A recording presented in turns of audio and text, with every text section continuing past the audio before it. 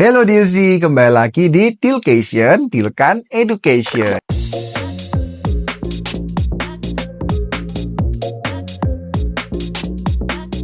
Dan hari ini aku membahas tentang before sales dan after sales. Apa-apa saja yang perlu kita perhatikan nih. Nah, sebelum kita melakukan penjualan, kita harus mengetahui rencana. Kita itu mau menjual dengan cara seperti apa.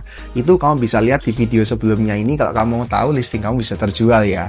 Lalu yang kedua, kamu juga harus berpakaian rapi. Jadi jangan sampai waktu kamu ketemu klien itu pakaian kamu tidak layak gitu ya. Lalu yang ketiga, kamu juga harus punya knowledge atau pengetahuan supaya kamu bisa tahu area sini itu layaknya harganya berapa, dan juga mangsa pasar serta perbandingannya kompetitornya siapa aja. Lalu setelah itu kita juga harus memberikan sales report kepada klien kita setiap 1 minggu sampai 1 bulan sekali, supaya klien tuh tahu bahwa rumah ini itu dijual atau diperhatikan. Serta kita juga harus memiliki attitude seperti tepat waktu dan juga cara bicara kita, jangan sampai membuat klien atau pemilik dari rumah tersinggung.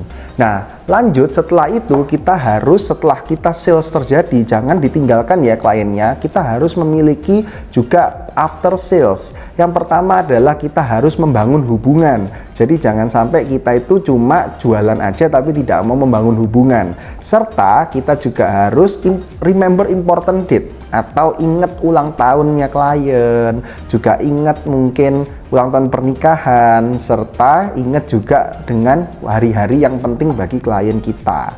Itu akan membuat klien kita lebih terenyuh hatinya gitu ya. Lalu setelah itu kita juga harus update information, di mana informasi itu harus kita update terus mengenai properti supaya klien kita juga tidak ketinggalan update daripada properti.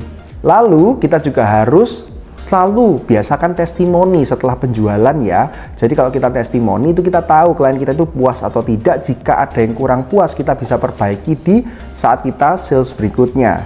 Lalu kita harus keep kontak ya. Jangan hanya kita ketemu itu waktu jualan aja atau hubungi waktu kita mau jualan aja, tapi kita harus keep kontak supaya itu semua lebih oke, supaya kita punya hubungan sama klien juga tidak sebatas klien dan juga agent, tapi bisa sampai ke teman gitu ya Dilzy. Aku harap before sales dan after sales ini membuat kamu semakin banyak closingan. Bye bye Dilzy.